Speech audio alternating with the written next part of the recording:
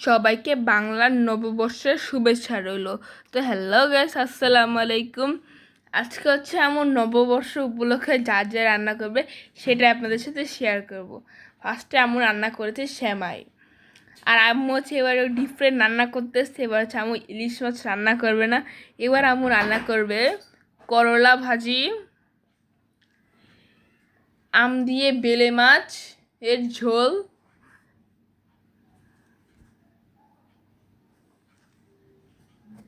সাথে আছে চিংড়ি মাছ ভুনা। আর চিংড়ি মাছে দেখেন কালারটা কত সুন্দর এসেছে। আর এখানে আছে গরুর মাংস আলু দিয়ে। আর গরুর মাংসটা আমরা খাই একদম সফট, এর জন্য আমার অনেকক্ষণ যাবত রান্না করার পর সফট করেছে।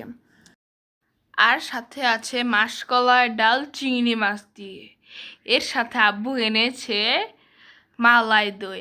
আর আমি তো ছেচরের জন্য ফ্রিজে রাখতে দেই নাই, আগে আগে হচ্ছে আমি মালাই দই খাওয়া শুরু করেছি, কারণ আমার হচ্ছে মালাই দই অনেক বেশি ফেভারেট।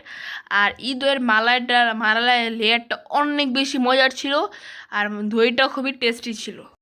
তো আজকের আমার এই ছোট ব্লগটা আপনাদের কাছে কেমন লেগেছে কমেন্টে অবশ্যই জানাবেন।